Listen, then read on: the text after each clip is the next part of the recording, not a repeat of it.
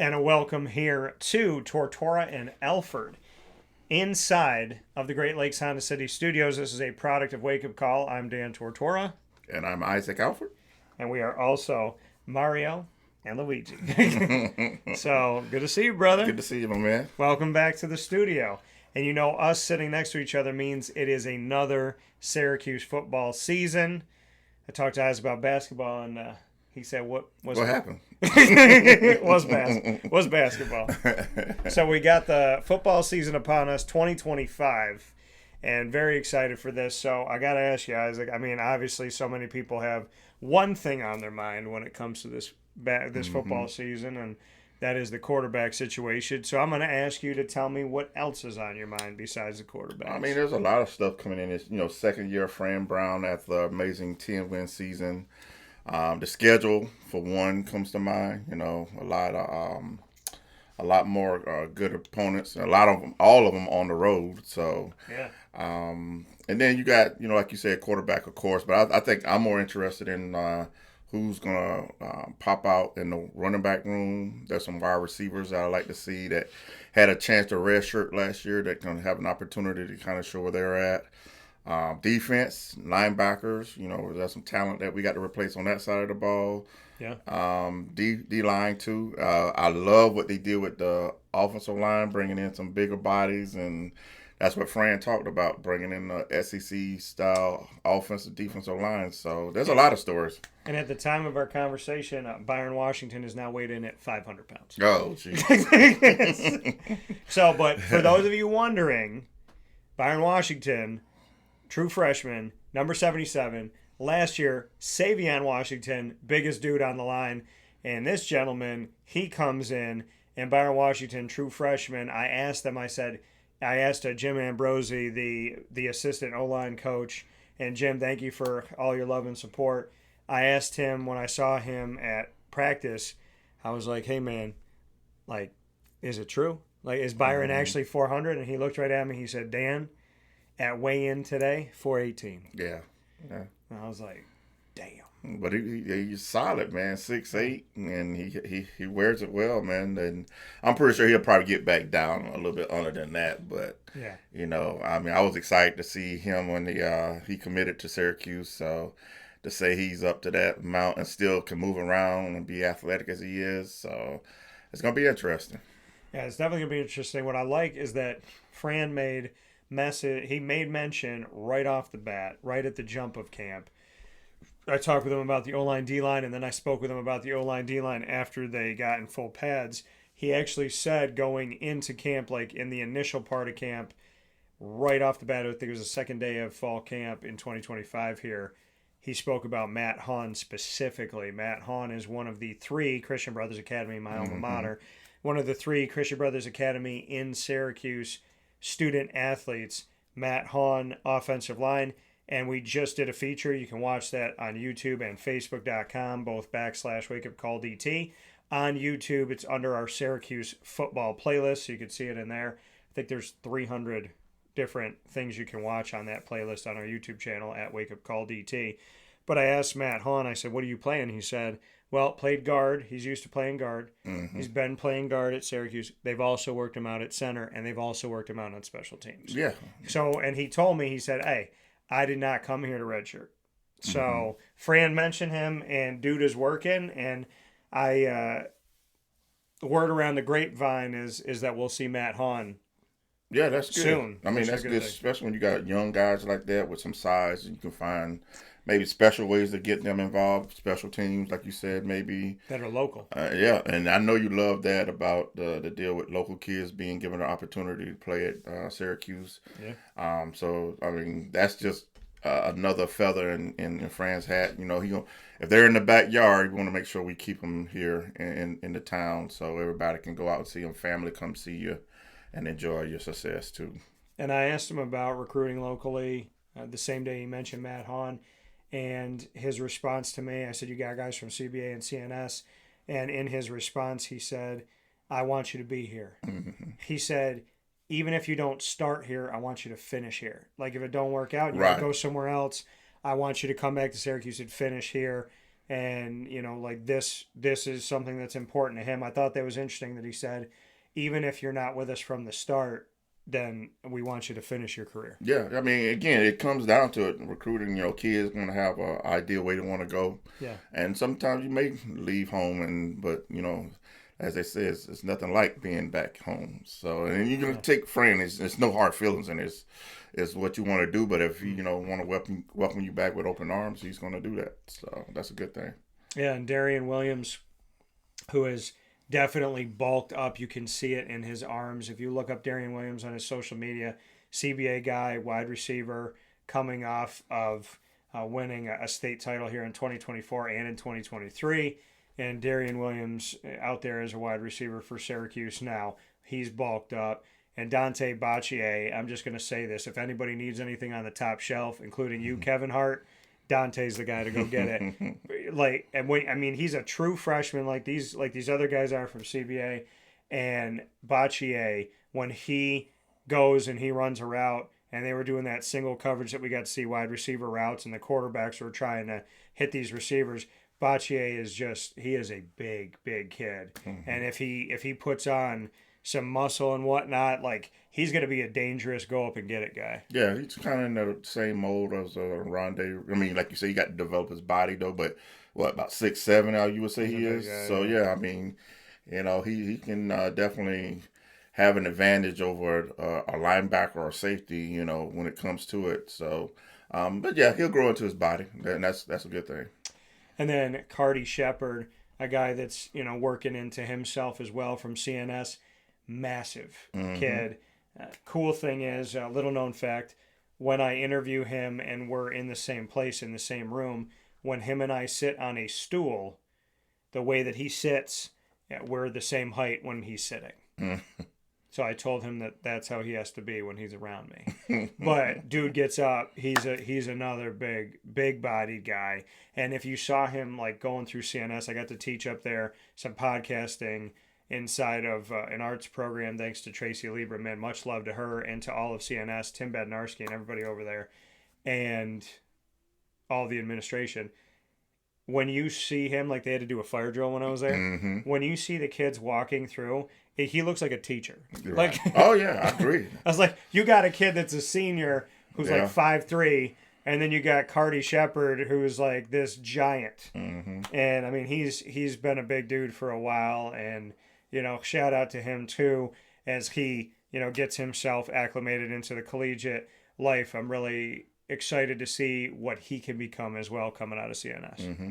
Yeah, I mean, not often you can't teach height, and sometimes you can't teach speed. So, but that's definitely an advantage if we can get somebody in the program. And like you said, the strength and condition coaches done an excellent job over the summer, getting these guys' bodies prepared for this upcoming season. There's you can see a lot of players' transformation over the summer from the spring. Yeah. And kind of the hard work they put in the weight room. So it definitely is going to be an advantage for those guys as they go down the line. And on the defensive line, David Reese, and you can watch my conversation with him as well. Normally when I shoot these guys, I shoot them from the chest up like I'm standing there with them, and I shoot them that way. With David, I went, not to any disrespect to anybody else, I turned the camera a little bit lower so you could see that David Reese's arms go out, come back in. He's got these massive muscles. And when I was talking with David Reese, I said, okay, so you're in your 8th year of eligibility, coming from Cal and Florida. And I said, so is that? He goes, yeah. He goes, I'm wearing number 8 for my 8th year. Mm-hmm. So he's rocking number 8 on the D-line. Marvin Harrison's number offensively in the past at Syracuse. He's rocking number 8 on the D-line because this is year number 8, which is insane. And I believe he has he's second in the record because last year there was a tight end who played 9 years. Got his 9th year of eligibility. And you don't see that too often around these parts. No, so I hope David Reese is a doctor. Yeah. And at this point, I think he's getting knighted after the game as well. Dude's 35 years old. It's great. But no, all jokes aside, I'm really excited for David Reese. Yeah, we definitely need that help too in the defensive line. Bringing in a good athlete, somebody that's been through the ups and downs. Battling through injuries early in his career to say he stuck with it and hasn't given up on his dreams to make it to the NFL. So, definitely be rooting for him. Another guy, Chase Simmons, no longer a D lineman. Mm-hmm. He's a tight end now. Yeah, my North Myrtle Beach guy, South Carolina.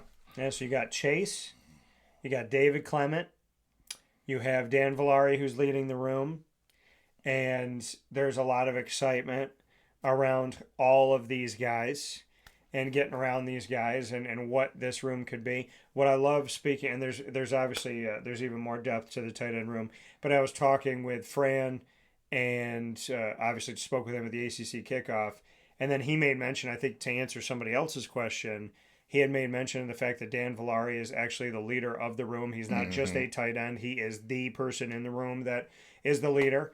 And then I asked Dan the question coming off of that. I said, Michigan to Syracuse, tight end, quarterback to tight end to quarterback to tight end. Like, his story is such a unique story. And we really got to speak on that. And it was cool because after him and I spoke, other people in the media were like, are you close? Are you guys close? Mm-hmm. And I said, yeah, man. He's family to me. And they're like, you can tell by the way y'all talk to each other. Right. And so I will say this, though. Somebody in the media, I said, can you take a picture of Dan and I, Dan and Dan? And I went up on the stage in the breakout room at the ACC kickoff in Charlotte to take a picture. And the guy in the media goes, take a picture with Uncle Dan. I say, cool it on that uncle stuff. You uncle, man. Yeah, embrace it, man. Yeah. I say, yeah. He said, yeah. Only if you let Unc teach you something. So, but no, I love Dan Villari and love his family.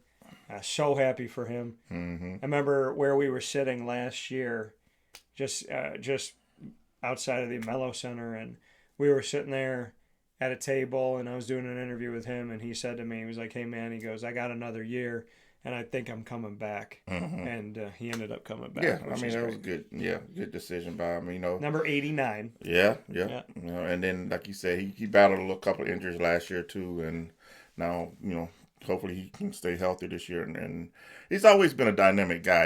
I think about those Clemson games a few years ago. He catches the ball, breaks 3 or 4 tackles, and still carrying the ball. So, he has the athletic ability. So, hopefully, health-wise, he can stay where he need to be and produce for the team. He looked at me after doing his most recent interviews with the media. He said, hey, Dan, what's up? And we were talking on the side. And I said, dude, I'm so excited for you. And he looked at me and he had a big smile on his face. He goes, and he motions over to the media. He goes, dude, they got no idea what's coming. He's like, they have no idea. Mm-hmm. So he's really excited to get out there. And I hope he has a healthy, very busy season. Yeah, exactly. Many targets that hopefully he can get. And I think, like you say, he's a natural leader. Just coming from the quarterback position and that stuff he can take into the tight end room and show some of those guys and teach them the right way to do things around this program. So, and he's seen it. I think he even mentioned it in ACC media days. Like, yeah, I've been to the Michigan and I see what Fran's building here. Yeah. And it's on par, if not better, than what he experienced back then. So. Yeah, I mean, and it's exciting. And, I mean, he's an extension of the offensive line. To go back to the D-line, they have Deion Wilson Jr., a.k.a. Tank, is back. And you also have the likes of Elijah Fuentes-Cundiff. So there's different guys here on this defensive line. But the question becomes, where is that help going to be? Who is that next man up? How are they going to step it up? And one of the guys that's listed as a linebacker on the roster but spoke with me about working with Nick Williams, who is the edge coach for the defensive line at Syracuse. I spoke with David Amapariola, and him and I spoke on the fact that he is working in the edge world. Right. So he is another guy that is also a big dude that you might have the opportunity to see. By the way, when I did my interview with him in his recruitment before he came to Syracuse, his first name is not David. I believe he said it's his middle name. It's what he goes by, but his first name is Olomowade Milade. Amapariola, his last name. Kazoo hype. Thank you.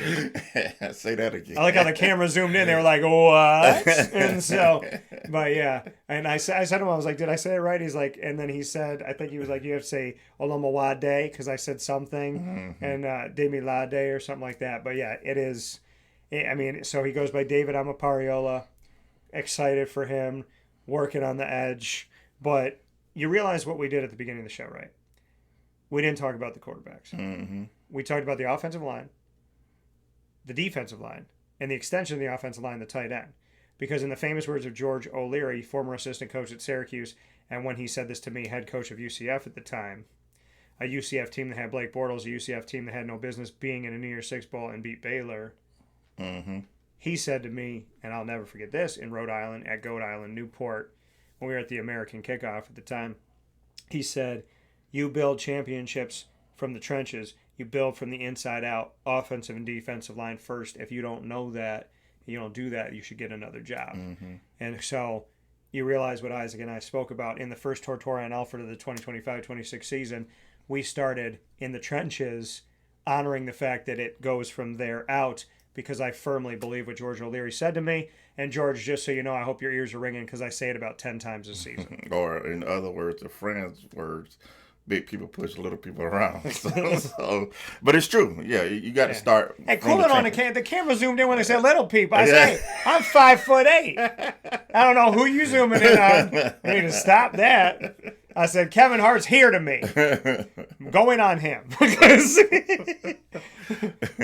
I hold Kevin like a baby. Watch it. Kevin's going to be like, what? Yeah, exactly. Who's this guy? Hello. But I do want to, now that we've talked about the most important thing, build it from the inside out, I do want to make a very special announcement here on Wake Up Call. The quarterback of Syracuse's 2025-26 season is still yet to be determined. What's up? Yeah. You know something that we don't know? Yeah. Hey, listen. Number 9 and number 10 are going to work. They both got GoPros on, so we're seeing through their eyes. Ricky Collins Jr. wearing number 10. Steve Angeli wearing number 9. And two guys with not a lot of time on the field. Ricky Collins, really little to no time at LSU. Steve Angeli, the time that he filled in for Riley Leonard just so happened to be the college football playoff, en route to a 3-point victory over Penn State, 27-24, to put them in the college football playoff national championship. He went 6 for 7 at that time and did an incredible job. And so obviously that got him some national exposure. And since putting his videos up on our social media and our YouTube channel here for Wake Up Call, I have had crazy amounts of love from Notre Dame. There are so many people in your fan base, Notre Dame, that absolutely love him, and they have emphatically cheered him on this season already before the season's even started and before he's even been named anything. Right. If he's going to be named that, they have already come out and talked about Angeli, and they have said so beautifully, so eloquently, and so specifically and consistently that they hope he goes 11-1 because they play Syracuse this season. Exactly. So, well, you know, he might be a key factor for us when it does come down to that late November game. You know, knowledge is power. So hey, it's always nice to have somebody that was in that room. Angeli, what they run? Who's the personnel? Yeah, exactly. Yeah, what are we doing? So, but I mean, I think you brought up for a minute in the beginning. You brought up the running backs and. Yeah, Sin Willis, he keeps getting bigger. He got bigger in spring than he was last year. And then he got bigger in the fall than he was in the spring. Somebody freaked out, wrote to my social media. I put the running backs up, and they said, yo, I don't see number 23. What's going on? Did he leave? I said, bro, he's number 6 now. Right. It's a number he wore as a kid. And I asked him, he goes, well, now that I'm wearing number 6, I can get back to being Yasin. And I said, well, who is that? And he's like, I feel like I didn't really show myself. Like I'm a downhill runner. He's ready to go.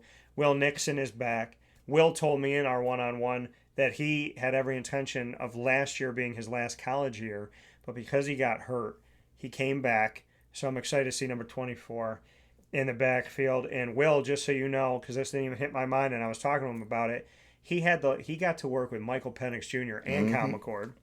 And so pretty amazing. Michael Penix, I'm high on in Atlanta and in the NFL now. And so, yeah, I mean, you got Nixon, you got Yasin, and then you got the Malakis. Malachi Coleman may be a true freshman, doesn't matter. May have a baby face, doesn't matter. Dude is ready to go out there, do his thing. And the guy that Isaac has told us all about from the beginning, I love Malachi. I want to say I love Malachi James just as much as Isaac does, but he mentioned him first. And Malachi James told me, because I said to him, I go, kick return, punt return for a touchdown. I said, I don't feel like it's an if, I feel like it's a when. So I said, what do you think? He goes, I think it's definitely a when. And I said, okay. And he goes, I'm thinking the Tennessee game. He said, I'm speaking it into existence, and that's the first game we got. Yeah, that's what you got to do. You got to put it out there in the atmosphere, If that's what you're going to do, be about it, I always enjoyed watching his high school tape. A lot of these guys that Syracuse recruited over the years, these speedsters, guys that you give Fran and the guys credit. They brought in a lot of team speed with last year's class and this year's class. And, it just takes me back to the days of Brisley Esteem and Jawad Jordan, some of those guys that had the speed, I'm just elated to see what he can do if he get open in the open field.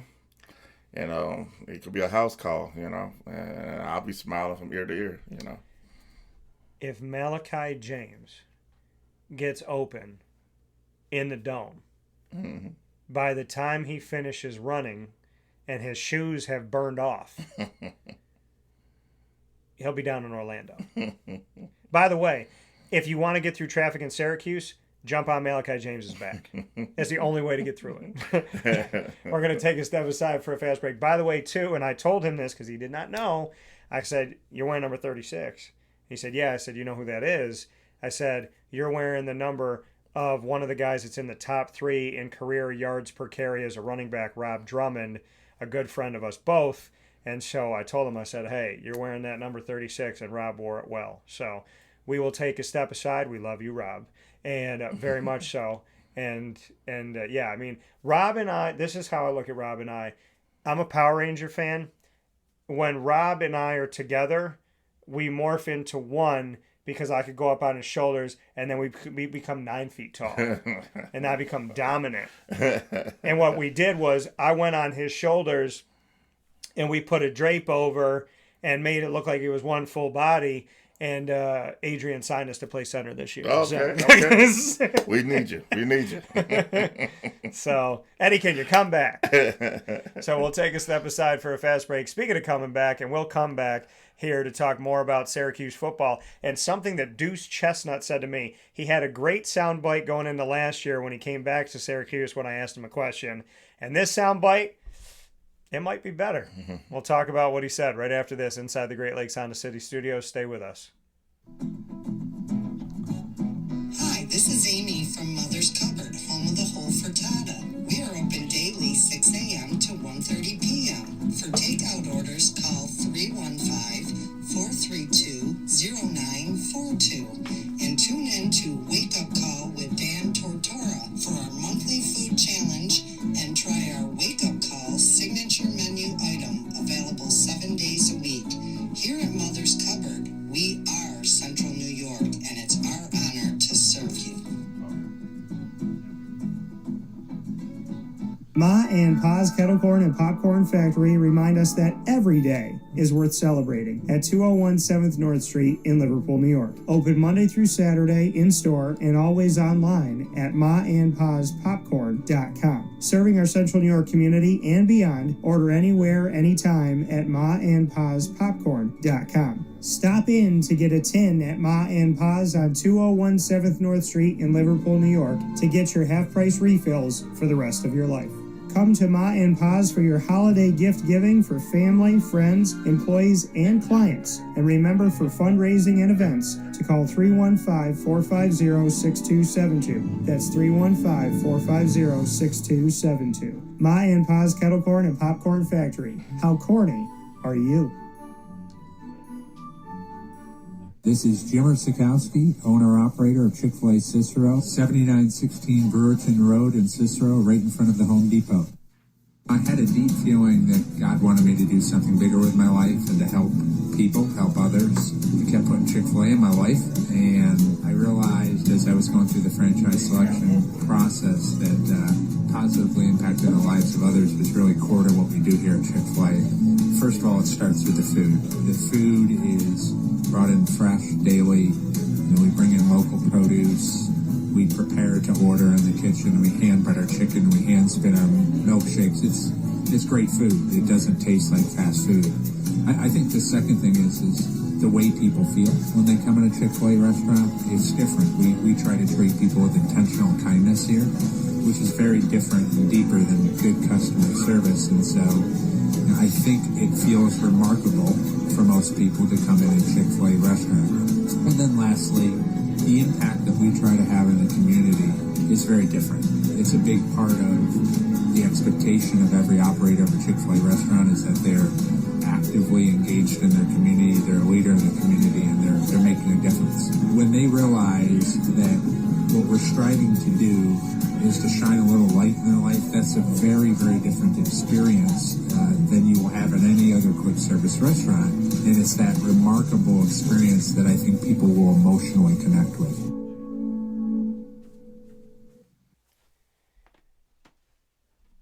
Avicoli's restaurant, located on 7839 Oswego Road in Liverpool, New York, has been serving our community for decades. Your place to go for home cooking on the corner of Route 57 and Wetzel Road is just minutes from Liverpool High School. And every single month, Wake Up Call with Dan Tortora is on site, on location, with Liverpool sports, student athletes, coaches, and administration telling their stories throughout the year. We look forward to seeing you on site at Avicoli's for their casual pizza side, their fine dining, as well as their bar. And of course, you can order online at myavicolis.com. That's myavicollis.com. For takeout, delivery, and catering, call 315-622-5100. That's 315-622-5100. Come on into the neighborhood spot Avicoli's, open 7 days a week in Liverpool, New York.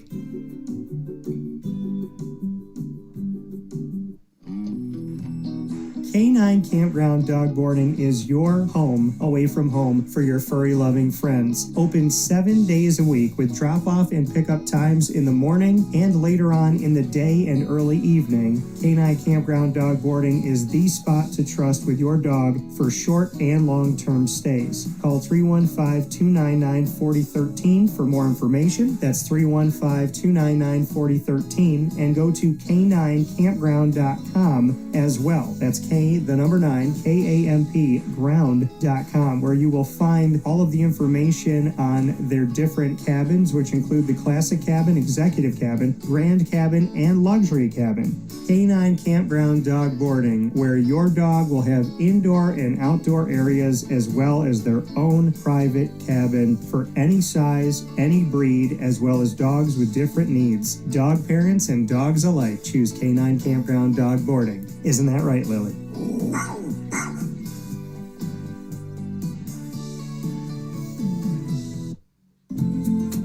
Looking for your next ride?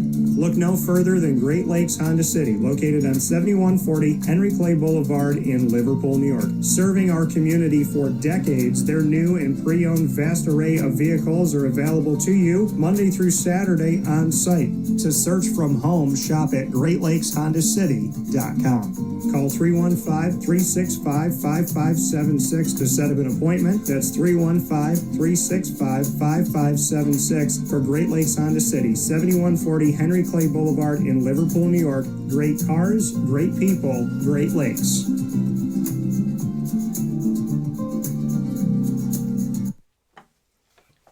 And a welcome back here to Wake Up Call with Dan Tortora, where sports truly meets that thing called life. We appreciate you being here inside the Great Lakes Honda City studios. We appreciate you being with us for this edition of Tortora and Alford, a product of Wake Up Call with Dan Tortora and Isaac and I, speaking on the Syracuse football team for 2025-26. This is the first Tortora and Alford of this season, so we're kicking off the season with you.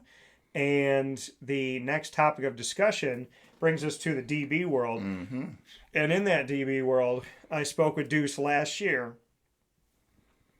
Said, you're coming back into the Dome. What's going through your head? He said, it's funny that you asked me this.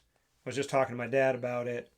And he said, we can't wait for when I go back into the Dome and I hear them go, Deuce. Mm-hmm. So that was last year. But speaking of Deuce, this year, I said to Deuce, did you ask Marlowe's permission to wear number 2? Right. And he went, no. He goes, Deuce my name. So That's I was right. like, That's my number. So he went from 0 to 2. And we know that Marlowe Wax Jr. wore it well. So Deuce, I'm sure Marlowe already told you, but you're going to have to lead in tackles now. Yeah. That number comes with great responsibility, you know. But now it's going to probably feel good for him to wear his old number there and come and show out for the fans and stuff. But yeah, the DBs is definitely going to be interesting. Not only number 2, I'm looking for number 1. You know, Demetrius Samuels Jr. Yeah, Demetrius Samuels Jr. You know, he's going to get opportunity. Yep, play a little both sides of the ball, and you know, he's a special talent that Fran was able to bring into the program. So some good things going to come, hopefully. Yeah, Demetrius Samuel Jr.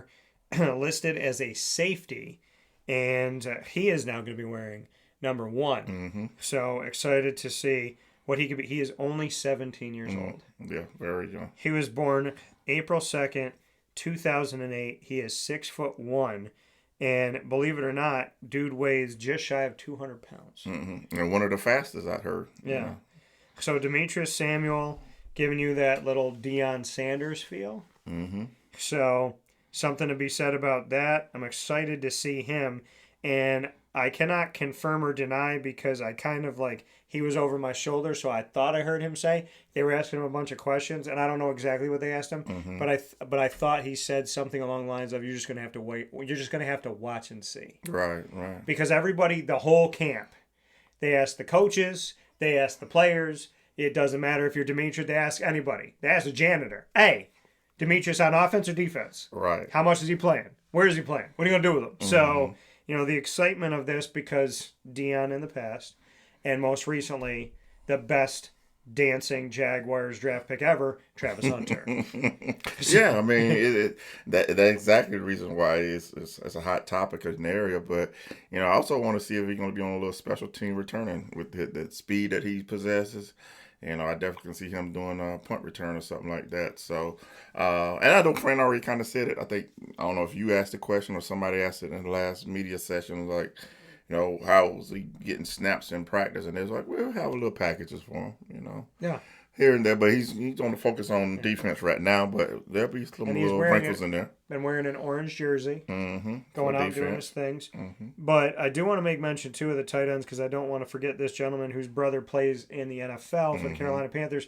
Tommy Tremble's in the NFL. Jamie Tremble, who's been a part of the show, wears my grandfather's lucky number 13 at tight end. So I don't want you all to forget about him either. And really, the offensive line, to go back to that story, besides Demetrius Witherspoon at left tackle, everything else is wide open.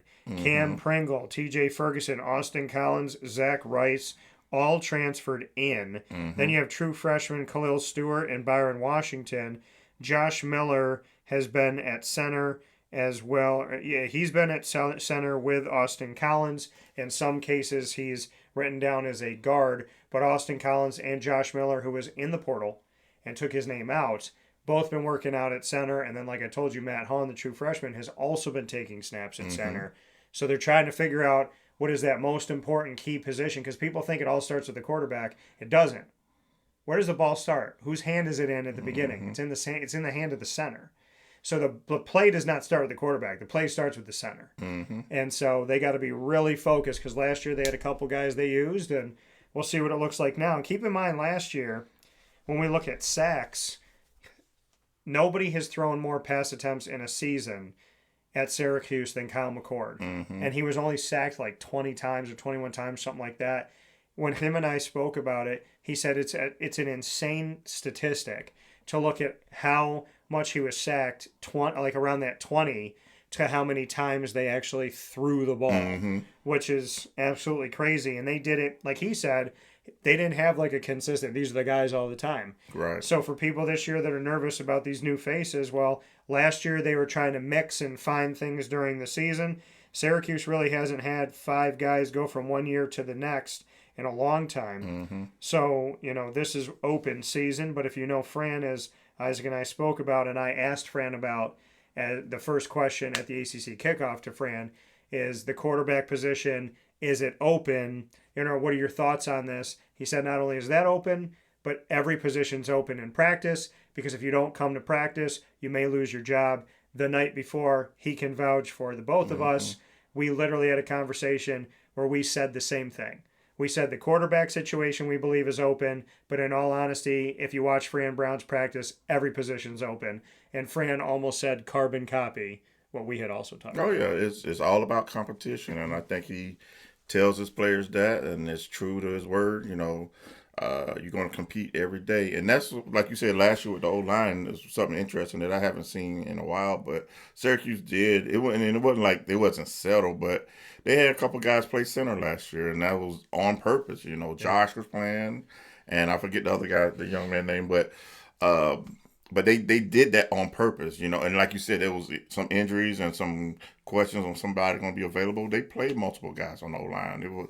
It hadn't been a while since we've had a solid 5. I want to say maybe that 10-win season with Dino was a line that kind of held together for majority of the year. But other than that, I can't think of another year that, I go back to Justin Pugh, Sean Hickey, Mackey. I go back to Zach Chabane. I go back to those lines. Mm-hmm.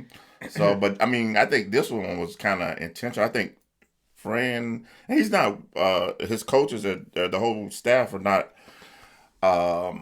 unwilling to play multiple players and keep a rotation fresh. Normally you see a rotation of defensive line, and that's a normal thing, D tackles and defense end, on and off the field. But in a way, early in the season, Fran and his coaching staff were doing that with O-line. Hey, let's get this group in here, let's get this group in, and then as the season wore on and they kind of settled in, then they kind of solidified and stayed in the mix. But early on, there wasn't a question on whether or not they were going to let multiple players play. Nothing teaches you more than experience. Mm-hmm. So when you wonder why, it's because Fran and the staff, it's better for them to see this set of guys, these other set of guys. So when you're 7 games in, 9 games into the season, you say, okay, now we got film on all these guys. So who are our best combinations? Right. Who are the best matchups? What makes the most sense to us?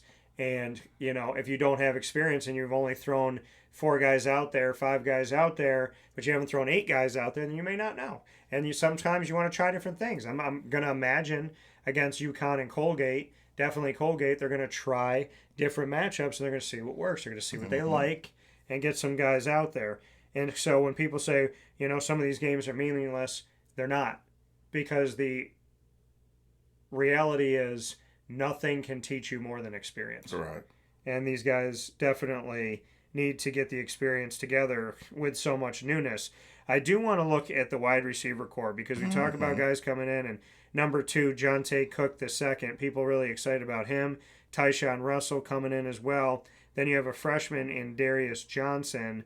But I do want to make note of the fact that there is guys that are coming back. Emmanuel Ross comes back as a redshirt freshman.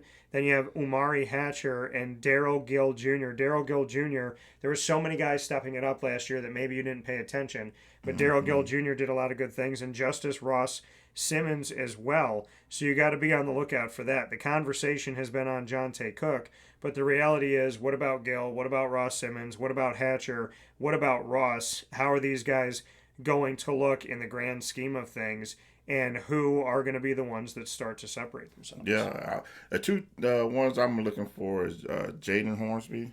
Yeah. And redshirt freshman. Yeah, another redshirt freshman, Ross. Those 2, I think, got a lot of potential. But then, like you said, they brought in a lot of people, a couple people. I ain't gonna say a lot of people. They brought in a couple people that had experience, or not even really experience. They come from other programs. Cook had some experience and stuff, so. I think they can gel. Justice Ross Simmons, he was a little nicked up coming out of camp last year. He had his moments last year, so hopefully coming They in. kept saying he wasn't at full speed. Yeah, yeah, and he still, had a good game here or two, later in the season. So to have him to be back at full strength is going to be interesting too. So, but and there's some freshmen that, like Fran said, that are fighting for positions too. Those guys ahead of them on the chart that they got to keep playing and practicing and putting on a consistent effort. But like you say, experience is a big thing. That's one thing. Not a lot of the guys, being that they redshirted, have, but they have the potential and the size that makes it intriguing to see. But you do have some, like you say, Hatcher has his time. He's been in there. Yeah. And some other guys that have been in there. So just how fast will they're going to gel with the quarterbacks and vice versa to see who really steps up. And keep in mind, I say this all the time, but I echo these things because they've rung true. If they didn't, I wouldn't keep saying them because there'd be no point. Every quarterback has their guy. Mm-hmm. So just know that if we see Steve Angeli, there might be 2 or 3 guys that he likes to throw to that he has good relationships with. And then if you see Ricky Collins Jr., he might have guys that are better with his timing. Maybe they've worked out more together. But every quarterback has their guy. That's how some of these names show up that you maybe haven't heard before. And speaking of names that you may not have heard before, on the defensive line, to go back there, Chris Thomas is a redshirt senior transfer. I mentioned David Reese, a redshirt senior transfer. George Rooks, a legacy redshirt senior transfer as well. All these guys on the defensive line looking to help out guys like Dennis Jacquez Jr., Rashard Perry, guys that are obviously returning onto this team, and David Amapariola. But I'm really excited about Rooks. I got to talk with him. I got to speak with Reese as well. Chris Thomas is another guy. Rooks has a number that makes sense on the D-line, 91. But David Reese wearing 8 for his 8th year, as I said. Chris Thomas is wearing number 7. Dion has kept number 4. So just so you know, you're going to see guys on that front line you're used to seeing 90-something. Mm-hmm. And you're going to see some single-digit guys out there. But, obviously there's the intent and the hope that Reese and Thomas and Rooks can immediately be effective in what I'm imagining is going to be a rotation of a D-line. Definitely, yeah. I mean, those are some solid guys to come in, and they play a lot of college balls and other programs, so it's going to help improve, especially when you lost a player last year on the D-line that you was hoping would have came back. So those guys definitely going to be able to help fill in the gap and give them what they need in a rotation, like you saying. And another thing that may be a rotation of sorts, the linebacker inside of a defense that looks at the 4-2-5. We look at a situation with 2 linebackers. Derek McDonald is the captain of this ship, I would say. But you look at Gary Bryant III, who comes from South Dakota, a ton of success at the FCS level, knows what it's like to win a national championship. Then you have Anwar Sparrow, who took his name out of the portal, James Hurd, Zion Moultrie Goddard, both coming back as redshirt sophomore. You look at the redshirt sophomore world, Hurd transferred in, Zion came from the beginning. And then you also have another legacy guy in Caden Brown. So the linebacker place, they said arguably they may have more depth than they've had last year at linebacker. However, you look at Justin Barron, who came in at linebacker, being a rover, being a guy who was a DB and also played linebacker. You have Marlo Wax Jr., who played linebacker. And now you're looking at where this leadership's going to come from. And like I said, I imagine number 15, Derek McDonald's going to bring a lot of this. But I think a lot, especially initially, leans on the returner Anwar Sparrow and definitely leans on Gary Bryant III. Mm-hmm. And a lot, I've spoken with him, we had a one-on-one, but his name keeps coming up with people just thinking about how quickly does he have to catch on to this for this defense to be successful. Yeah, and then, like you say, he has experience, so I don't think catching on was really going to be too hard for that young man because, once you play football, you just, again, knowing the scheme of what the coaches want you to do. Yeah. And those 3 that you mentioned definitely going to probably have to be the leaders. James Hurd, I think he'll probably be a guy that steps up and being a leader. And then you still got some freshmen out there that might have some opportunity with whether they may get some spot duty time in the game, but they might even play a little special teams too for the team. Yeah, I think we might see that too with Caden Brown. On the DB side of things, we may mention before Deuce Chestnut, a great story, Barry Buxton III, a guy who was a 3rd stringer and is now a starter and I had the opportunity to speak with him a couple times at ACC kickoff. You got Chris Peel, who's come in, Devin Grant, who is finding his footing here and helping to lead, and then you have Davian Kerr, and Fran mentioned this. Davian Kerr is a true sophomore. Last year, they said, here he is a freshman, could have looked at it, said, down on the depth chart, I'm not getting out there as a DB. And then what happens? They end up needing him due to injuries. He comes out on the field, and he ends up working in the return game on special teams. And he said, here's a guy that if he had left because he wasn't getting playing time, he wouldn't have seen everything that could happen, that you are one play away.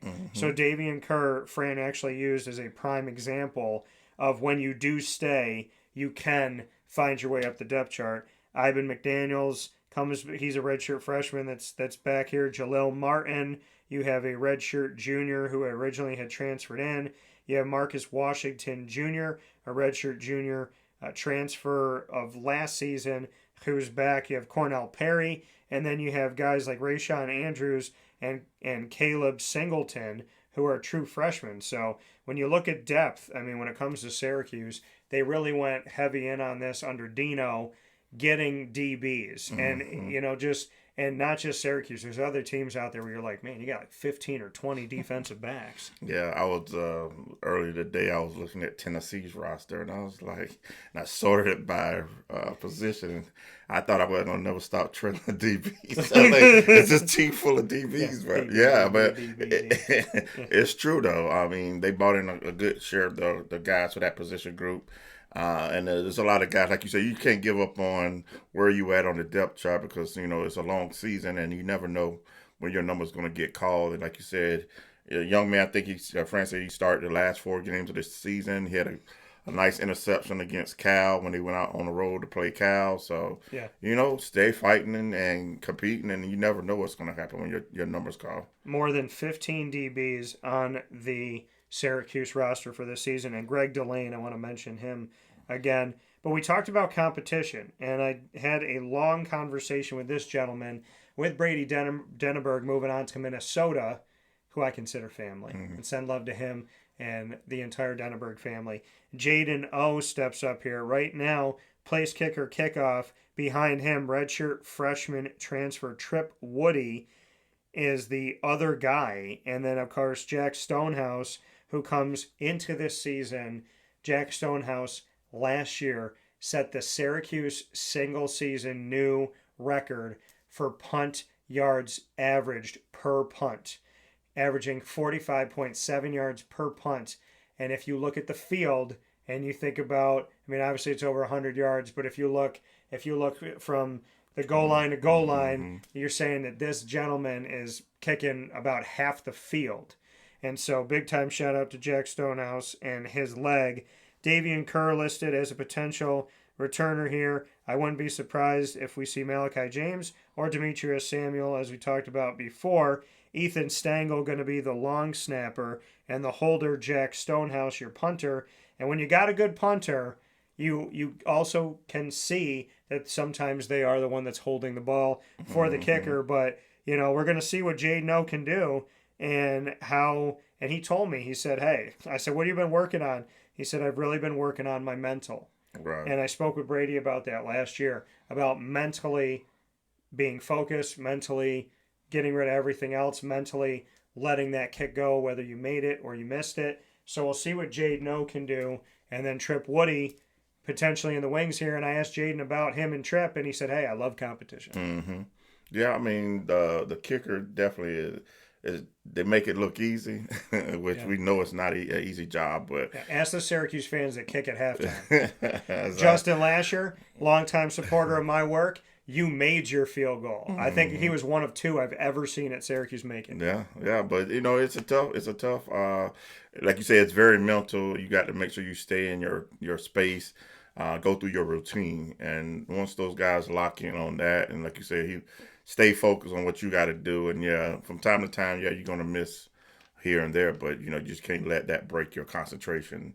So that's what I like about college football. And even we're not just talking about kickers and quarterbacks and new line. Every year there's going to be somebody that has an opportunity to step up and come up and prove just with a little bit of experience, you never know what they had, until they got the opportunity to come on the field. I always say that coming into a season, I do like to have a quarterback that has a year on their belt or some experience where you can feel a little bit comfortable. But again, you throw that out the window and you say, hey, this is a new season. You never know what the possibilities are. Who's going to be that next guy that step up for Syracuse. And you know what? They don't have to be Kyle McCord. What Kyle McCord did last year was a special thing. And that was just something that I don't think he still got his full just due on some of the records and things he set in the ACC conference itself. Yeah. So, and they just got to be themselves. Like when you come to the quarterback play, like Fran says, just be themselves. That's all we can ask for that. Yeah, and we're going to talk about all of the records that Kyle McCord is connected to, as well as where does he land in Ohio State history where he was before Syracuse. I thought he had a couple records at Syracuse and the ACC record. What I found out is he has so many records now at Syracuse above Don McPherson, Donovan McNabb, Marvin Graves, Eric Dungy, Ryan Nassib, who did a ton of work there at quarterback as well. We're going to talk about it because on this show, we've always given Kyle McCord his just due, and we will be bringing more of that to you right after this on Tortora and Alford inside of Wake Up Call, which is inside of the Great Lakes Honda City Studios. Stay with us. And I want to make a special mention here that Chick-fil-A DeWitt is the newest Chick-fil-A in our community. It is right down the road from where Syracuse practices. Very easy for any of the Syracuse players to hop in a car and get themselves a Chick-fil-A sandwich. Also great for student athletes from anywhere, all of these local colleges and universities, and of course from the local high schools. Chick-fil-A DeWitt picked a perfect location on the corner of Bridge and Erie to be so close by to our students, student athletes, and families. And it is led by owner-operator Megan Sorber. And guess what? She worked at Chick-fil-A when she was a student. So having that connection in your owner-operator, your leader knows exactly who she's hiring in the community because she knows what it's like to go to school as well as work at Chick-fil-A. They are so much more than a chicken sandwich. Make sure you go and see them on the corner of Bridge and Erie today and let them know that DT sent you.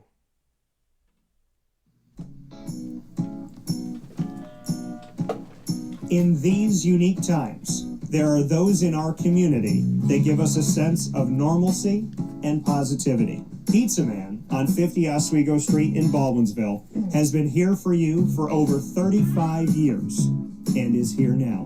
Call 315-638-1234 or order online at pizzamanbville.com to bring those familiar tastes into your home. And remember to come see our monthly on-site broadcasts centered around the community and our Baldwinsville Bees. Pizza Man in Baldwinsville. Any way you slice it, they are always here for you.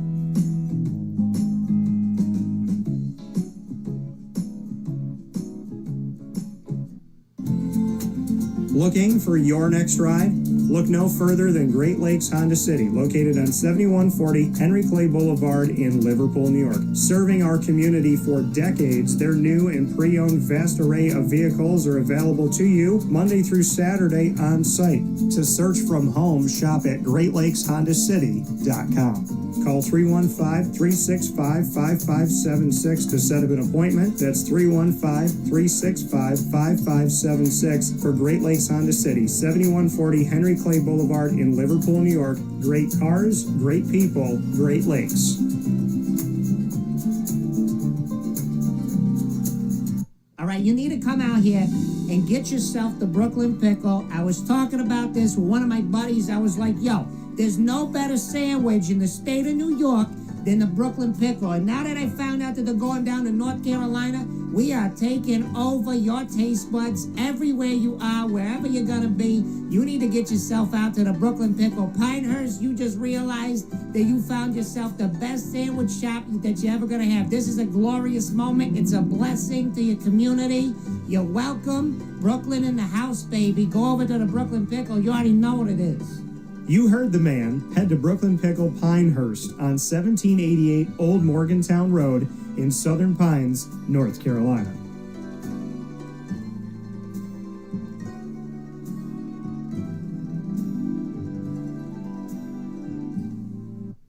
Here's a message from Renee from Bryan's Landing, located on 6523 East Seneca Turnpike in Jamesville, New York. Open Tuesdays and Wednesdays for dinner, Thursday through Saturday for lunch and dinner, and Sundays for brunch. It's a lot like the way that my mom and dad ran their restaurant. We have put in place a lot of people that are family to us, very similar to how my dad hired people that were family to him. And then the tradition I'm carrying on is a lot of the items that are on our menu are my dad's. And he taught our chefs how to recreate his dishes. So I think that Tommy McNerney, who our executive chef is, to him it is an art. And I think that when he does create a dish, it's not just about making the food taste delicious, which is definitely our priority, but it's an art to him, and it's almost like his canvas on a plate where he just wants the colors to look great, and people love it because he takes pride in that. And Bryan and I appreciate that. We want it to obviously look good and taste good. I will tell you, when we opened up, it was 6 weeks before COVID. And what was amazing was the community, our friends and family stepped up, and everybody did takeout. Everybody supported us. Our hearts were just so filled. So to Bryan and I, obviously our friends come all the time, and we just have repeat customers in Jamesville, and I think people going to our previous restaurant in Green Lakes are making the trip to come to Bryan's Landing to support us. And I mean, I think we have great food and a great atmosphere. So it's very, very important to us.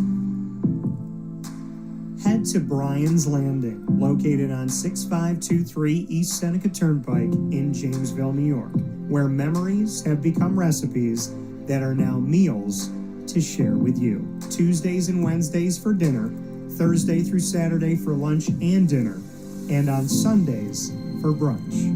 And be sure to come out for live music Friday, Saturday, and Sunday.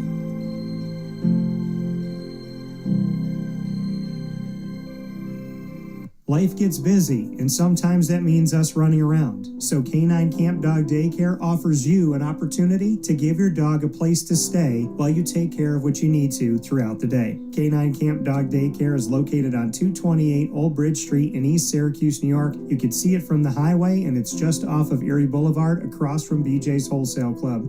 Call 315-437-7110. That's 315-437-7110 to schedule an appointment to bring your dog in and tour the facility. Appointments are Monday through Thursday after 6:30, where you and your dog can see everything that Canine Camp Dog Daycare has to offer, including a self-serve dog wash and a retail store filled with all of your dog's wants and needs, including food, treats, harnesses, leashes, and more, making Canine Camp Dog Daycare your one-stop shop for your furry loving friend. Right, Lily?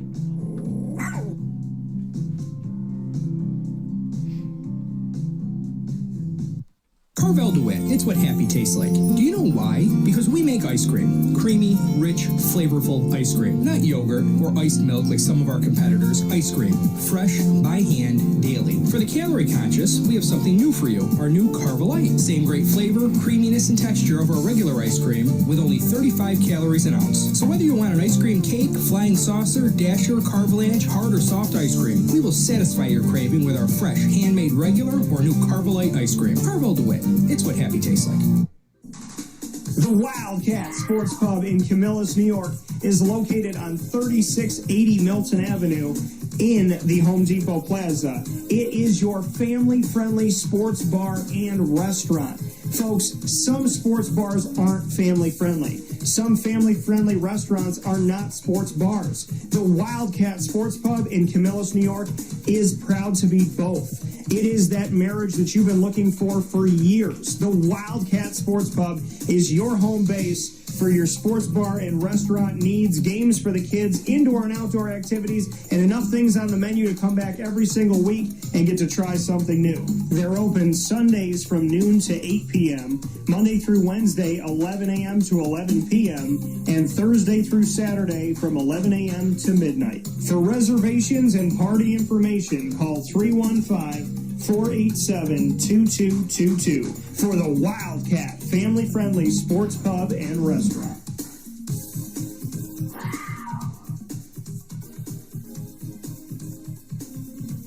GG Cards and Breaks. Like, comment, subscribe. GG Cards and Breaks coming to you on 639 Delmar Place in Syracuse, New York is your one-stop sports card and trading card shop. It's the only place that has every NFL, every NBA, and every MLB team that I know of on the back wall, 92 franchises, and you can sift through and find rookie cards. We're not just talking base cards.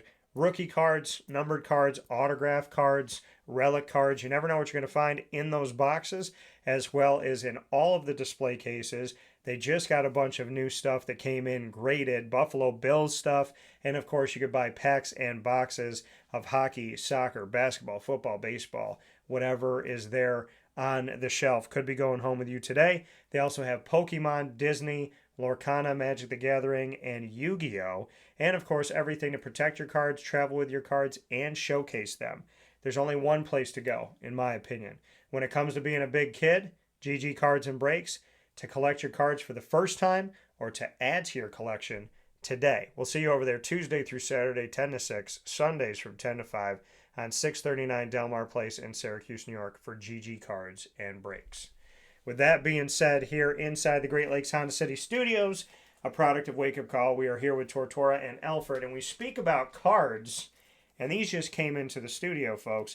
This is a Kyle McCord numbered to 499 in the world.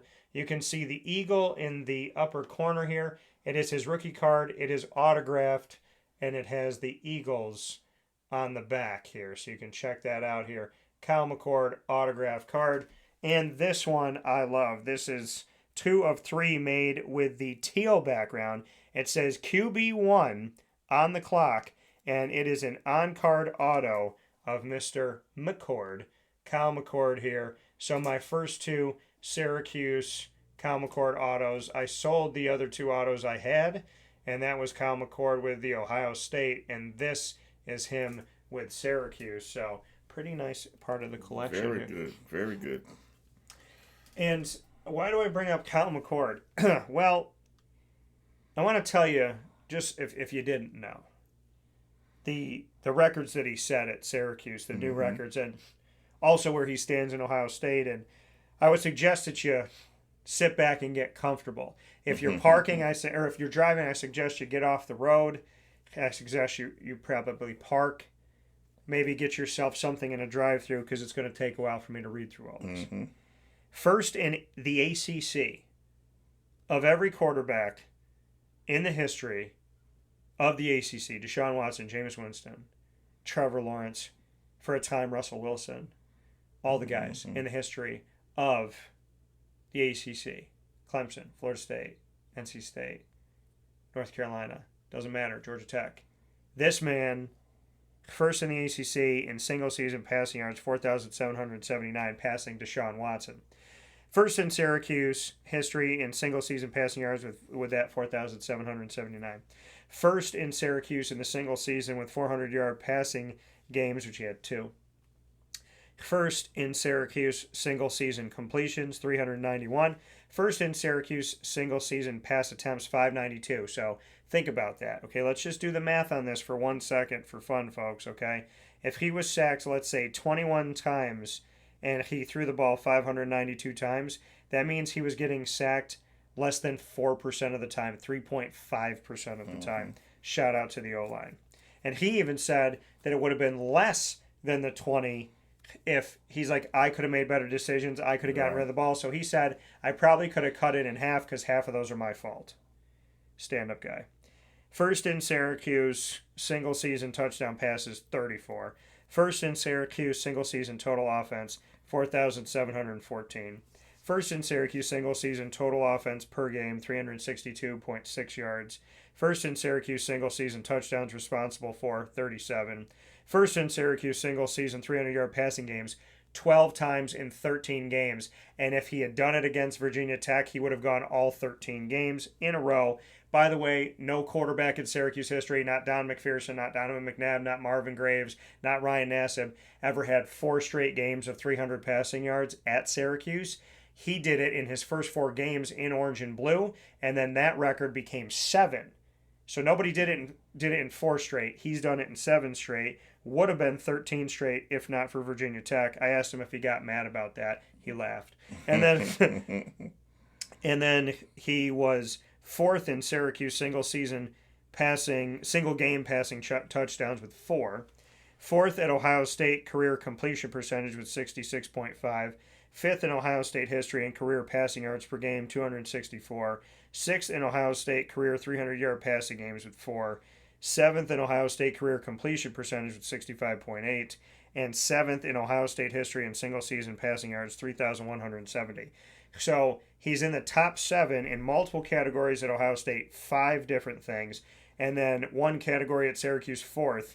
And then you look at that stretch of 1st in Syracuse for 1, 2, 3, 4, 5, 6, 7, 8, 9 records, and is the number 1 quarterback in the history of the ACC in single season passing yards. So I have a couple questions. 1, why was he not drafted higher? 2, why was he not talked about more? 3, why was he not a finalist for the Heisman that got to go to New York City? Cam Ward went, but didn't he beat him head to head? So again, what do I say on the show all the time? There are certain people out there that spread narratives. Those narratives get picked up. People eat those narratives like Pac-Man, and they don't let go of these narratives no matter what happens. The narrative was Cam Ward. The narrative became Cam and Shador. It stuck on Cam and Shador, and Dylan Gabriel's even saying this now with the Cleveland Browns, that he was drafted 2 rounds before him, but who's talking about Dylan Gabriel? And who's talking about Kyle McCord? Cam Ward's the number 1 overall pick, but Kyle McCord's got to be on the 3rd day, and he's got to be the 3rd string for Philadelphia. Let me tell you something. Numbers don't lie. Performance doesn't lie. What you see is not hype. It's what he did. And I will take a person's work over what you think that they can do any day. He went to work, lunch pail guy. He did his business. I don't want... Everyone's going to talk to me about how great somebody is. But Kyle McCord, being a guy trying to make a 3rd-string quarterback situation in the NFL, is downright disrespectful. So NFL, somebody find him, give him an opportunity. He's on Philadelphia. New Orleans, you need help. Cleveland, you got 5 quarterbacks. You still need help. So there's a lot of places he can go to. Carolina, there's a bunch of places where we could see Kyle McCord. You want to see Jackson Dart start right away for the Giants, but you don't think Kyle McCord should be out there at all? Let me tell you the reality. Kyle McCord is a stand-up guy. He is a hard worker, and he is one of the greatest players to ever come through Syracuse in any single sport. He outperformed statistically Don McPherson, Donovan McNabb, Marvin Graves, and Ryan Nassib, and he was only here for 1 season. So put some spec on his name. Yeah, I'm surprised that the Giants didn't take a swing at him during the draft. Or Miami. Well, that's my other. When you were saying other teams that need a quarterback, I was definitely thinking of that too. Miami definitely needs some help there. So, you know what? He might be a treasure hidden behind some talent in Philly, and you know, all it does is take some courageous GM to look around the league and say, "Hey, Philly, let me get that off of you." Yeah. You know, and it's a good story for Philadelphia. Don't get me wrong either. You know, hometown kid comes back home, gets drafted by his childhood team. Yeah. But you know what? You know, not saying he can't fight that battle either, but you know, he definitely deserves an opportunity in the league. And like you said, some of the records that he put up in the conference alone, just not saying what he did for the university. You know, like you say, he would have been on Heisman weekend if it was probably any other team in the past history. You know, it's just what we've seen. You know, and he was just 1 or 2 plays away from having us in the playoffs last year. So you know, hey, he came in as advertised. You know, 4th and 1, 4th and 9. Yeah. They came in as advertised. So you know, hats off go to him, and it was a pleasure watching him go to work. You know, I watched him in that spring previous to last year, and we got one. You know, everybody was anticipating to see what he could do. And, you know, Ohio State did us a favor, you know. Oh, yeah. And I will say, when I initially was talking to Fran and I was down in the Boca Raton Bowl and on FAU's campus, he was walking and I walked up to him and I saw that he was wearing a number 6 jersey. And I said, man, it's so awesome for you to support Garrett Schrader, even though, like, you're coming in after him. And he goes, oh, this this Kyle McCord. And I said, oh, you cold-blooded. so, you know, all I got to say to that, Fran, is, yeah, that's crazy. But with that being said, let's do our prediction for the season. Last season, mind you, Isaac and I said 8 wins, maybe 9, with an outside shot at 10. They hit 9 at the end of the regular season, and they ended up hitting 10. So we hit our mark. Yeah. This year, they have a different schedule. And so Isaac and I are going to be predicting this schedule for you, and we're going to do our early prediction. Obviously, during the season, we can make adjustments because you never know what's going to happen. You don't know who your starters are going to be. So when people, preseason, this is the funny thing. Preseason, when you're right, people don't want to give you credit. And then if something happens and there's an injury or somebody like shifts to another whatever, then they're like, whoa, you can't change it. You can't change it. It's like, Right. not changing it. There's a preseason prediction, and then there is, okay, now I've seen the team and assess them, and you have every right to look at a team and assess a team. Right. Now, Syracuse is playing, as of right now, in the AP Top 25 and the coaches poll. 5 teams. They play 12 regular season games, so just shy of half the season. 5 teams are ranked in the nation's top 25 in the first AP and first coaches poll of the 2025-26 season. Every single one of those games that Syracuse has is not at home. You have the Aflac kickoff game. There's 2. You have Syracuse, Tennessee, Virginia Tech, South Carolina. Tennessee is ranked in the top 25. You have at Notre Dame, top 25. At Clemson, top 25. At SMU, top 25. At Miami, top 25. And a few of those teams, 3 of those 5, are ranked in the top 10. Clemson in the top 5. Notre Dame in the top 6. Miami in the top 10. And then throw in SMU, and I think you got like 4 teams that were like in the playoffs last year, right? Or something like that. Yeah. So, yeah, I mean, it's like I said in the beginning, it's a daunting schedule. But that's what they put them on the paper for, and it's a challenge, and nobody's going to back away from it either. No, definitely not Fran Brown and his crew. So let's go through and give our thoughts. Tennessee, Aflac kickoff game. They have a new quarterback. Syracuse has a new quarterback. If this was Nico Iamaleava and Kyle McCord, I feel like this is like a marquee premier. But now it's like, okay, let's see what these quarterbacks have. Right. Let's see what they're going to do. So whoever's going to be out there for Syracuse, and then obviously on the other side for Tennessee, they weren't in these jerseys last year. So Right. What do you think? I'm gonna go with the upset. Well, if you want to say rankings upset, yeah, I think there's a lot that is unknown about both teams. Both teams got a lot. I think Tennessee. Listen to some of the tea leaves saying maybe the wide receiver room has got a lot of question marks, but they still got a strong running game. And it's going to be how well the Syracuse be able to stop the run in that game. But I'm going to say Syracuse, first game out the chute, maybe a little tougher than people are anticipating. So we might see 2 quarterbacks in that game, too, for Syracuse. So I don't disagree. We might see 2 quarterbacks. I think we're going to see a fumble that is recovered by Syracuse's defense. Could be a low-scoring game, and I'm picking Syracuse in that first game. Okay. Next one we have is UConn, one of 2. And here's an interesting stat. Syracuse will play the only 2 independent FBS schools left, and that is UConn and Notre Dame this season. UConn will be their first home game Saturday, September 6th, and that'll be noon Eastern time on ESPN Plus and ACC Network. And then definitely another good team, too. Just don't say UConn, but they had a 8-win, 9-win season. I can't remember, but they were up Bowl there. eligible with Jim Mora. Yeah. They're definitely a well-coached team. So there's nothing to overlook against those guys. But, I think Syracuse should be able to handle them. It's going to be a fight. It was a fight last year. I mean, the defense gave up some long runs here and there in that game. So it wasn't like we was pushing them all over the field. So definitely I think Syracuse can take this one too. I'm putting Syracuse on the line for this one to get this victory. Don't be surprised if this game is close, and don't get mad. Right, exactly. I think it could be 24-24 late in the game, but I'm going to pick Syracuse to edge them out. The next one is against a team that Syracuse is used to playing on the basketball court in Colgate, also at home. Right. And then again, they came for maybe a couple quarters, They stuck their nose in there and fought hard as long as they could. But, I think this is another game that, Syracuse should be able to handle them and show them what they are made of. And hopefully we can get out to a 3-0 start there. Yeah, I got Syracuse defeating Colgate as well to start 3-0. Keep in mind, because Syracuse is playing the Aflac kickoff game at the end of August on Saturday, August 30th at noon Eastern time on ABC, down at Mercedes-Benz Stadium in Georgia, and God willing, you will see me down there for both of those games.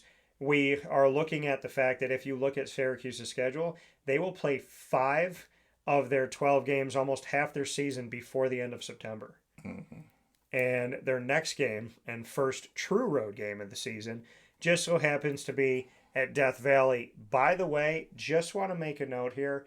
Brian Kelly, who used to be the Notre Dame coach, who's now at LSU, LSU's called Death Valley. Clemson's called Death Valley. Brian Kelly decided to call Clemson Death Valley Jr.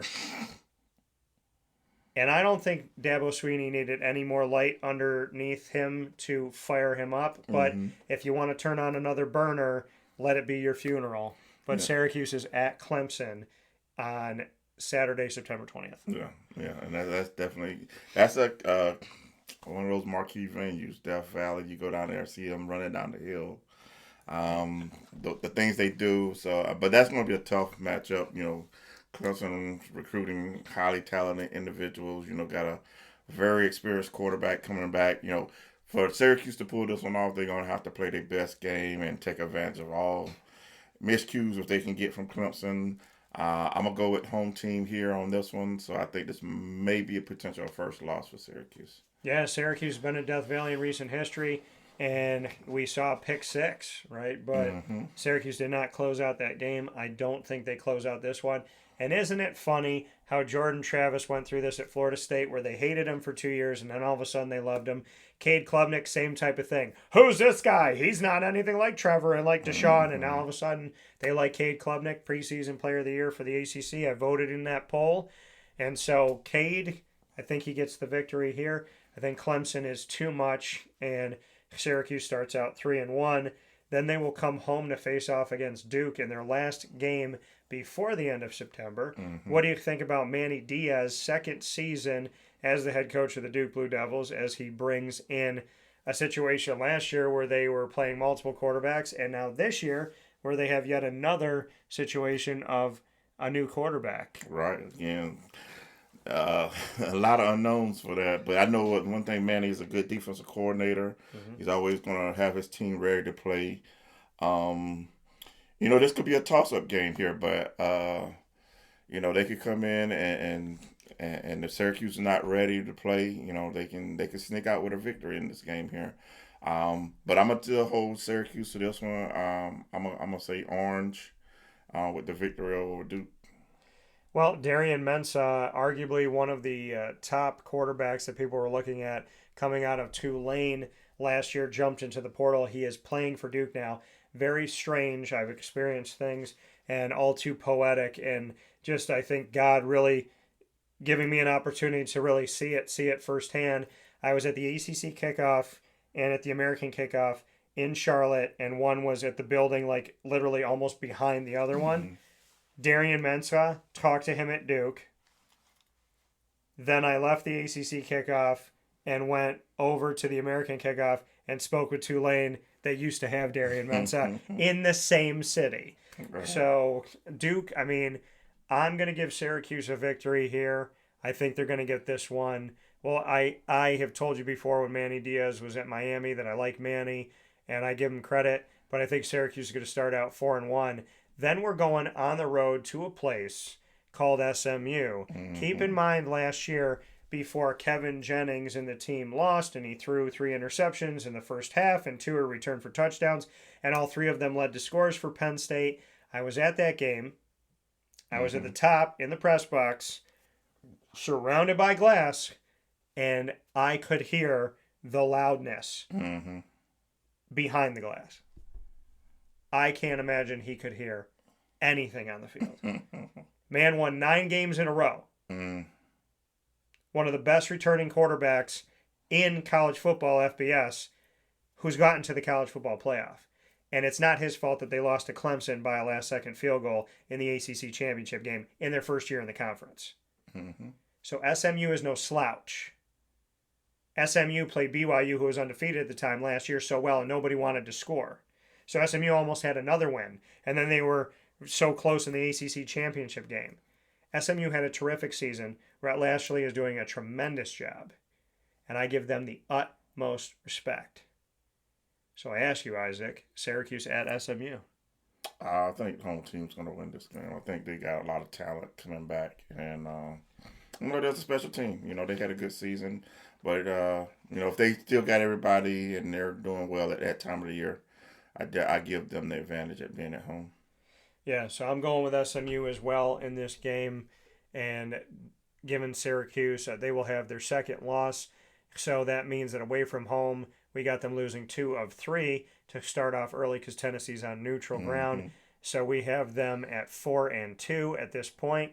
Then they will have Pittsburgh at home on Saturday, October 18th, 3 days before my birthday. And Syracuse and Pittsburgh always play each other tough. And speaking of tough, one of the toughest dressed people in the ACC is Mr. Pinstripe, Pat Narduzzi. When I saw him looking all fresh, because him and I have gotten to know each other over the years, I said, Pat, I wore my pinstripes today so I could keep up with you. Mm-hmm. So what do you think? Will Syracuse keep up with Pitt at home? Yeah, I think so. I think they're going to have to do what they did in Yankee Stadium. A few years back, they came out and they put it on Pitt. Not last year. No, last year was a little aerial assault, and Pitt was ready for that. And I think the way to handle a Pitt squad is you got to be old school. Let's give it to the running backs and let's pound it on the ground and keep the ball out of their hands and wear their defenses down. So with the size of our offensive line, and we can gel by this time of the year, and Yasim and the crew back there, we definitely we can just play big boy football with those guys. I think we can take it out at home. Yeah, get some bully ball going on here with Syracuse and Pitt. I want to see a game where it's just running back versus running back, pound for pound. Can you beat me? Desmond Reed is back. Desmond Reed was just shy of getting 1,000 yards. I considered him in my voting one of the best backs in the ACC preseason going in. I think it's going to be a punch down, drag out. But I'm going to say something to the hometown. Don't you let me have a loss 3 days before my birthday. So I'm going to give Syracuse the victory here. And I'm going to say, I love Doozer. I love you, Doos. Yeah. But let me say something last year. I was on a date. Girl had never watched Syracuse before. We were in New York City. We went to a Syracuse bar. This was the first time she saw Syracuse. And y'all embarrassed me on that date. So Syracuse is fine. And we ain't dating no more. So what happened? Yeah. So I'm going to give Syracuse the victory here. And let's hope before my birthday this year, I got a good woman on my arm who will appreciate the team no matter what. Not. Maybe that ain't the recipe for you. I don't know, man. I don't know if I can date any women around the Pittsburgh game. It's football season. That's what Isaac saying. Why are you dating anybody? Exactly. Like, we got cornbread, we got chili, you got Lily, you got your dog. Like, why you ain't happy? So 5-2, I'll give Syracuse the victory there. If I see anything like next year, I might be throwing some phones around the press box. So Saturday, but I do have a lot of respect for Doozer. I'm just saying that game last year was something. Saturday, October 25th, they will be at Georgia Tech. And Georgia Tech has a wonderful coach in Brent Key. He returns to Georgia Tech. He has done a wonderful job there. He has worked his tail off. I love his energy, love talking with him, love talking with his players, and it is going to ring through my head, and I'm going to think about it all season long until they get to the game, and then think about it during the game when his quarterback, Haynes King, said, and it's to hell with Georgia. So they almost beat them last year in that 8 overtime game. Exactly. So let's see what's going to happen here at Georgia Tech. Syracuse is going to be playing a team that could be catching their stride at the time, and I think they're dangerous. They got Haynes, the running back, back. They got Haynes, the quarterback, back. And they're on the road at Georgia Tech. Yeah. To me, this could be a toss-up again. Syracuse, you can't make mistakes against a quarterback that way. Last year we was able to, kind of step up and play hard nosed football against them, and Yeah. wear them down. This year, it got to be the same formula, but being on the road, I probably say maybe Georgia Tech will pull this one out. Yeah, I got Georgia Tech on this one. Isaac and I are staying with this outside of Tennessee. The true road games, we've picked the road team.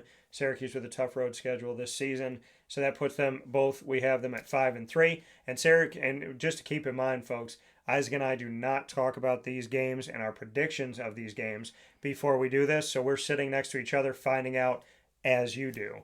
So we both have them at 5-3. Then they come home on Friday, October 31st. None of y'all are going trick or treating because you're going to be at the Dome, 7:30 p.m. on ESPN, the main one. And so Bill Belichick will be going up against Fran Brown on October 31st on Halloween. Will it be a spooktacular fest for Syracuse? And Syracuse is orange, and Halloween is orange, and the fall is orange. So does it make sense? Or will this carriage turn into a pumpkin, and Bill Belichick will get the victory? Nah, I think we're pretty special on Friday nights, and the last time we bought a ranked team in here on a Halloween night, we came out with a nice victory. So I'm gonna say we're gonna stick to our guns and our tradition. And we're going to show Bill what ACC football is all about. Syracuse scores more points than the age of Bill Belichick's girlfriend. I give Syracuse the victory.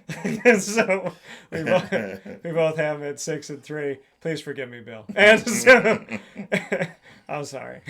So, then Syracuse goes to Miami, and the following week on Saturday, November 8th, Syracuse will take on Miami. Miami had not been back to the Dome until last season, had been 22 years to the day. Saturday, November 30th, 2002, when they were both in the Big East together. Saturday, November 30th, 2024, both in the ACC.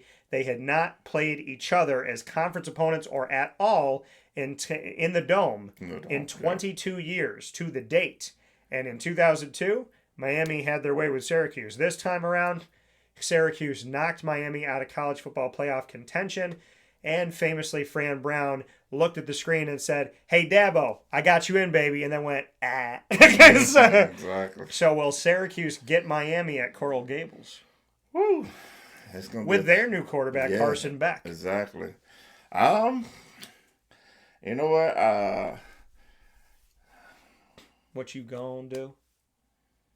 I think we might. I want to give them one of these next two ranked teams. I want to give them one. This might be the one that they're going to get on the road. But even though they got a bye week coming up, and that's why I'm kind of looking at it. I'm like, you got look like you got a bye between this game and Notre Dame, so you might go back and tidy up a little bit, and maybe Notre Dame's that upset, and Notre Dame's starting some new quarterbacks. We got Angeli, so. Yeah. But by that time of the year, we know who they are. There's no hiding who you are by late November. So I say we can probably go down there and shock the Kings again, even though they're going to be foaming at the mouth. Remember what we did to them last year. One of the greatest videos out there is at the East-West Shrine Bowl. Justin Barron is looking at the Miami Hurricanes mascot, and he goes, "I know you remember us." And he's sitting there with Marlo. So, Justin, forgive me. I think Miami's going to get this one. Yeah. So Isaac's got Syracuse at 7-3. At this point, I have them at 6-4. I want Carson Beck to be healthy this whole season. I don't know what's going to happen with this offense. So I'm not sold on Miami's offense, but it's also on the road. I feel torn for this game, but I feel like I got to pick impartiality as always, right? Because your heart, you're from Syracuse, but I said as a broadcaster, I'm an impartial broadcaster. It's a cardinal sin to be partial in broadcasting. So in this one, I'm going to give a little bit of an edge to Miami and have Syracuse at 6-4. Then they have their second bye of the season, and they go, and just so everybody knows here, they have a bye between at SMU and Pittsburgh, and then they will play at Georgia Tech. They'll play North Carolina. They'll play Miami on the road, and then they'll have the bye and then go on the road to Notre Dame. Notre Dame, this confuses me. Instead of having Steve Angeli, the guy that stepped in for your starter and helped to make sure that you won the game against Penn State to move forward in the college football playoff to the national championship game. You decide to have a true freshman and a true sophomore fight for the job instead of keeping the guy who's the graduate student? Mm-hmm. That don't make no sense to me. So Syracuse is going to Notre Dame. They're going to South Bend. They're going to Touchdown Jesus. And they're going to be going up against a team that's either going to trust a true freshman or a true sophomore over Steve Angeli.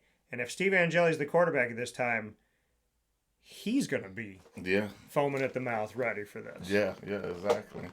You know, and I think with an extra week of work, you know, they might make a run. Will it be 2 weeks in a row on my prediction of a preseason top 10 upset? He wants to. Yeah, I want to, but I'm going to give this one to Notre Dame. But I wouldn't be shocked, you know, with an extra week of preparation. And going into that game, you know, you never know. But it was a toss-up. Should I give Miami the game or should I give it to Notre Dame? So I'm going to give this one to Notre Dame. I'm going to call this game shame on Notre Dame for letting Angeli go. He comes home and he tells them young boys that Pop is back. Okay. And he's going to make sure and the Notre Dame fans, they're going to love it. They're going to be loving on Steve, but then they're going to be mad at Steve. They're going to be like, darn it, Steve, we love you so much. Why you got to do us like this? But Steve Angeli comes back to Notre Dame and he gets a victory as a true starter, I think, at this point. So I'm going to give it to him on the road. So we both have Syracuse at 8-3. Or 8-4. Is it 8-3? 8-3 because our last game is Boston College. Okay. So Boston College at home, we know that they play bully ball, and Bill O'Brien has done a tremendous job.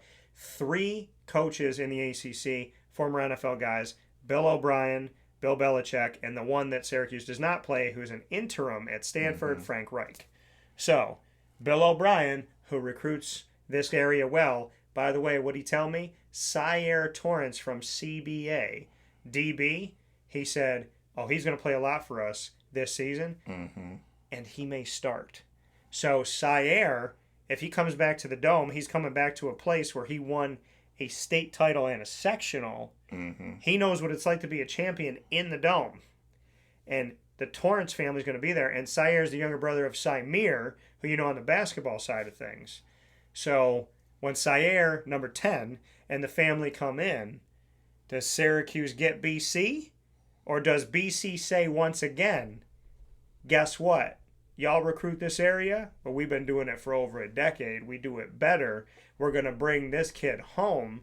We're going to let y'all know what's up. We're going to play bully ball. We're going to run it down your throat. Our DBs are going to be coming after you. Our defensive line is going to be ferocious. They're going to harass the heck out of you. Does Syracuse figure it out? And do they get BC like they typically do at home in the Dome, typically at the end of the season? Or does BC give them a little slap before the end of the season? No. This is senior night. Nah, the Syracuse is going to take care of the seniors. They're going to go out the right way. Sorry, BC. 4th and 1. We ain't letting that go. Yeah. I'm going to pick Syracuse in this game, too. So with that, taking a look at the end of the schedule with us, both having the victory for Syracuse over Boston College. We got there a little bit differently. You have them beating Miami. I have them beating Notre Dame on the road. Right. But we have them at 8-4. I have been thinking 6-6, maybe 7-5. But, it shows when you break down the schedule and you actually look at these piece by piece and you take time on each individual game. And, of course, again, this is preseason. So, this is not injuries. This is not different guys starting, different things happening and whatnot.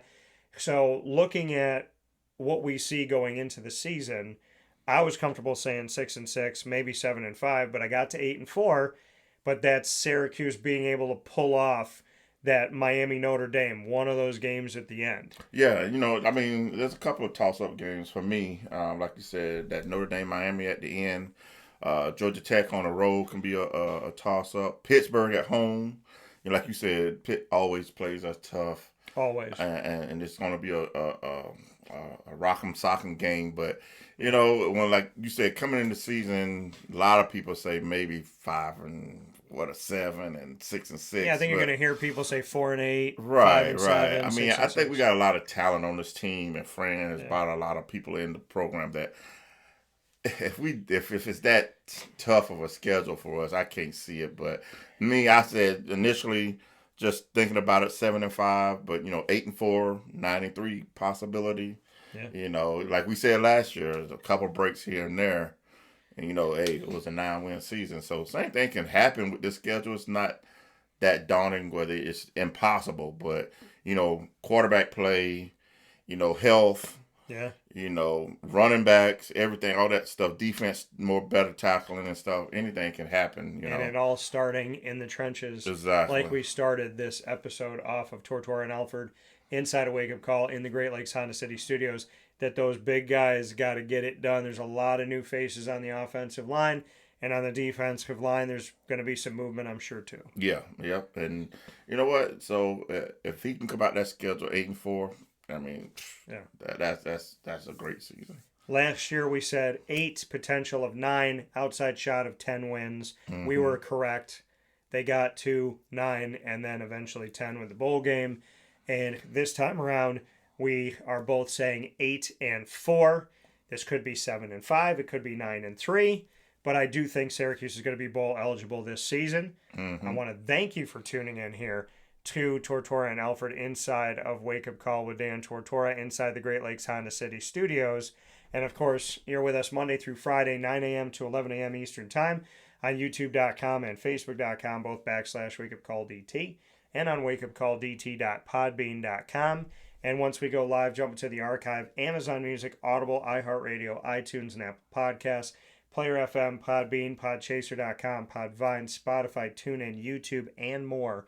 All you have to do is search Wake Up Call with Dan Tortora, or in one word, Wake Up Call DT.